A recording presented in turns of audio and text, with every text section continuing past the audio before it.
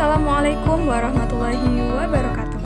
Kami dari kelompok 1, kloter 2, jurusan Pendidikan Biologi Universitas Sultan Ageng Tirtayasa.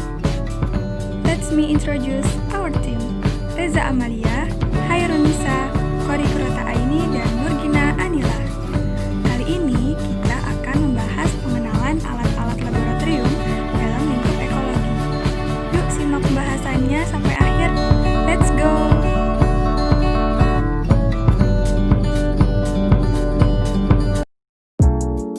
Baiklah, yang selanjutnya adalah pH meter. pH meter berfungsi untuk menentukan keasaman atau kebasahan suatu larutan. Cara menggunakan yang pertama adalah bersihkan elektroda menggunakan air destilasi, lalu keringkan menggunakan tisu. Yang kedua adalah kalibrasi. Kalibrasi ini menggunakan cairan 2 standar buffer. Biasanya pH-nya itu adalah 4, 10, dan 7. Selanjutnya yang ketiga, letakkan pH meter pada suatu larutan atau tempat yang ingin diukur pH-nya. Yang terakhir adalah setelah selesai menggunakan pH meter, bersihkan lagi elektroda menggunakan air destilasi, lalu keringkan menggunakan tisu. Baiklah, yang selanjutnya adalah planktonet. Planktonet berfungsi untuk menyaring dan memadatkan plankton. Cara penggunaannya adalah yang pertama secara horizontal, yang kedua secara vertikal. Secara horizontal, planktonet ditarik menggunakan kapal dalam waktu 5-8 menit. Setelah itu, air saringan dapat dilihat pada flow meter atau dengan cara mengalihkan kedua jarak tersebut dengan diameter planktonet. Selanjutnya secara vertikal. Nah, secara vertikal ini dilakukan pada saat kapal berhenti. Jadi, planktonet diturunkan dengan alat pemberat.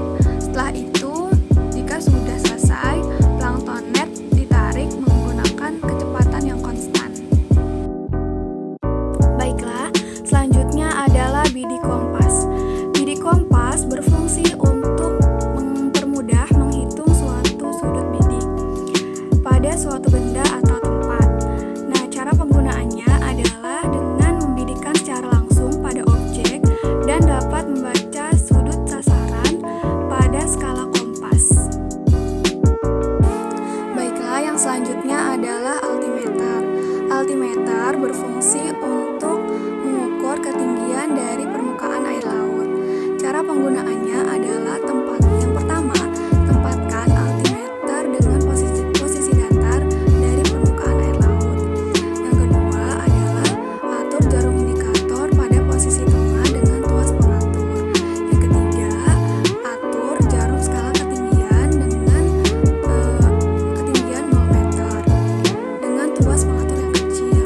Yang keempat adalah tempatkan altimeter pada tempat yang ingin diukur ketinggiannya.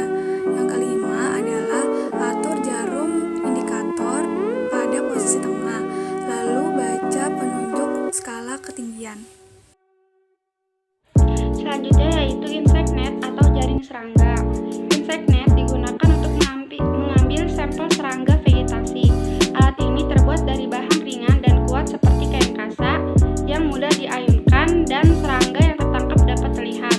Cara penggunaannya yaitu dengan mengayunkan jaring ke serangga yang akan ditangkap. Selanjutnya anemometer. Anemometer adalah sebuah perangkat yang digunakan untuk mengukur kecepatan angin dan untuk mengukur arah. Anemometer merupakan salah satu instrumen yang sering digunakan oleh balai cuaca seperti BMKG. Beberapa kegunaan anemometer lainnya yaitu yang pertama untuk memperkirakan cuaca. Dengan mendeteksi kecepatan angin dan tekanan angin, cuaca saat itu akan dapat diperkirakan. Kemudian yang kedua untuk memperkirakan tingginya gelombang laut. Angin sangat berhubungan dengan gelombang laut. Semakin tinggi kecepatan angin, maka dapat diperkirakan bahwa gelombang laut sedang tinggi. Kemudian yang ketiga untuk memperkirakan kecepatan dan arah arus laut. Kemudian cara penggunaan anemometer yaitu yang pertama, tekan tombol on atau off agar semua item dapat muncul pada layar. Kemudian yang kedua, jika tombol on sudah ditekan, maka akan muncul beberapa mode yang Apabila ingin melihat hasil ukurannya, tekan saja Hold, maka akan segera tampil pada layar. Kemudian yang keempat, catat hasil pengukurannya. Selanjutnya yaitu DO-meter atau Dissolved Oxygen Meter. DO-meter adalah alat ukur untuk menentukan kadar oksigen di dalam suatu perairan. Kelebihan pengukuran oksigen terlarut dengan menggunakan DO-meter ini lebih praktis dan alat mudah dibawa kemana-mana, serta nilai oksigen terlarut bisa langsung terbaca pada alat DO-meter ini. Kemudian cara penggunaannya, yang pertama yaitu DO-meter dikalibrasi, kemudian yang kedua, probe dimasukkan ke dalam air yang akan diuji, yang ketiga, angka yang tertera pada layar dicatat, kemudian yang keempat, pengujian dilakukan beberapa kali, dan kelima, DO-meter dibersihkan dan dikeringkan setelah dipakai.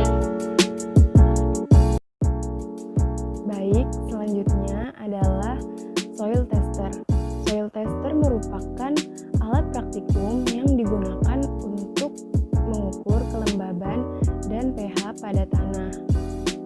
Cara penggunaan pada alat ini adalah yang pertama, kita siapkan alat soil tester terlebih dahulu. Kemudian, tanah yang ingin kita ukur kelembaban dan pH-nya sebaiknya kita keruk terlebih dahulu menggunakan skop. Setelah dikeruk, baru tancapkan atau letakkan alat soil tester ke dalam tanah yang sudah kita keruk dan tutup kembali tanah yang sudah dikeruk sampai tanda batas tanah yang terdapat pada alat tersebut. Kemudian tekan tombol yang ada pada alat tersebut sampai tunggu beberapa saat dan hasilnya akan terlihat. Setelah itu hasilnya dicatat dan jika sudah selesai, kita tarik kembali atau cabut alat soil tester dari tanah. Kemudian bersihkan bagian logam pada ujung alat tersebut agar dapat digunakan kembali. Selanjutnya adalah luxmeter. Luxmeter merupakan alat praktikum yang digunakan untuk mengukur intensitas cahaya pada suatu tempat. Cara penggunaan alat ini adalah yang pertama, geser tombol off, on, hold ke arah on untuk mengaktifkan alat tersebut. Kemudian, pilih kisaran range yang ingin diukur dengan menggeser tombol range pada alat tersebut. Setelah itu, arahkan sensor cahaya pada sumber cahaya yang terdapat di tempat yang ingin diukur intensitas cahayanya. Untuk mendapatkan hasil yang akurat atau yang pasti, geser tombol off, on, hold ke arah hold pada alat tersebut. Jika sudah selesai, geser tombol off, on, hold ke arah off untuk menonaktifkan alat tersebut. Selanjutnya adalah meteran. Meteran merupakan alat yang biasa digunakan untuk mengukur panjang suatu vegetasi dalam praktikum ekologi. Cara penggunaan pada alat ini adalah yang pertama, pengukuran dimulai dari jarak 0 meter yang dinyatakan pada ujung pita meteran. Kemudian, posisikan pita meteran pada titik awal objek yang ingin diukur. Setelah itu, tarik pita meteran sampai titik akhir dari objek yang akan diukur dan catat hasilnya. Jika sudah selesai, gulung kembali alat meteran tersebut. Termometer. Termometer adalah alat yang digunakan untuk mengukur suhu suatu benda. Menurut Case 1991, termometer bekerja dengan memanfaatkan perubahan sifat termometrik suatu benda ketika benda tersebut mengalami perubahan suhu.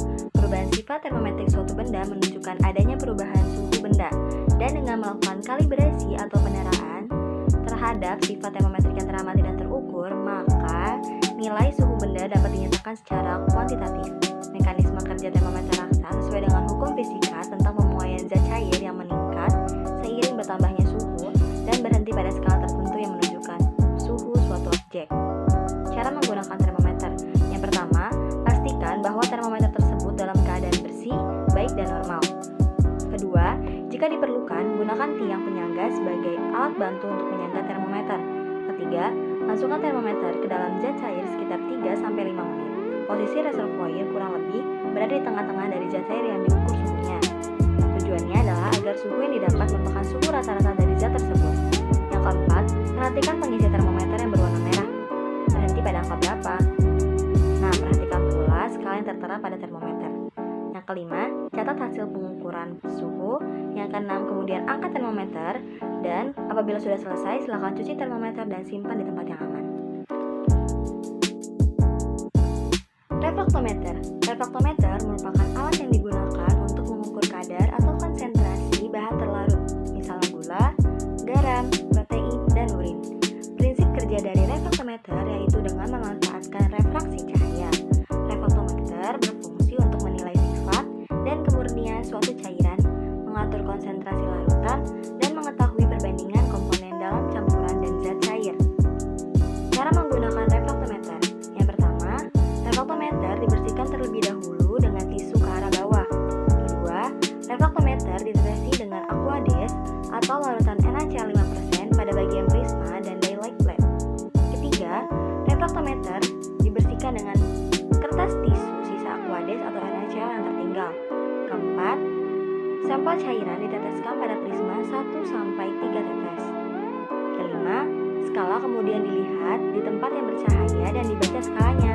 Keenam, kaca dan prisma dibilas dengan aquades atau NaCl 5% serta dikeringkan dengan tisu. 7. Refraktometer disimpan di tempat kering. Loop adalah alat optik yang menggunakan lensa cembung untuk melihat benda-benda kecil agar tampak lebih besar dan jelas. Bayangan yang terbentuk bersifat maya, tegak, dan diperbesar. Fungsi loop adalah membantu kita melihat benda yang kecil. Cara menggunakan loop ada dua cara, yaitu dengan mata berakomodasi maksimum dan mata tidak berakomodasi. 1. Mata berakomodasi maksimum. Ketika melakukan pengamatan dengan mata berakomodasi maksimum, benda yang akan diamati diletakkan di ruang 1. Kedua, mata tak berakomodasi. Ketika melakukan pengamatan dengan mata tak berakomodasi, benda yang diamati harus diletakkan tepat di titik fokus.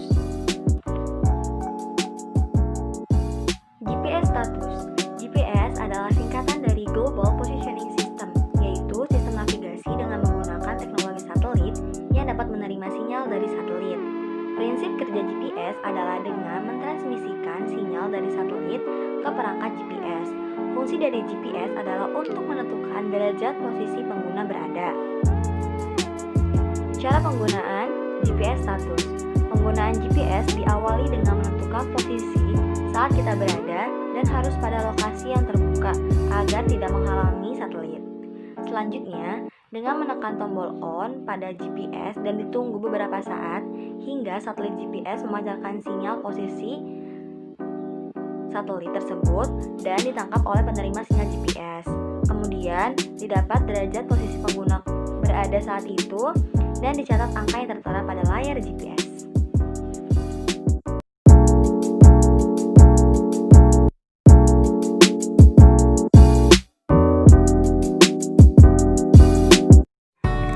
Terima kasih ya sudah menonton video kami.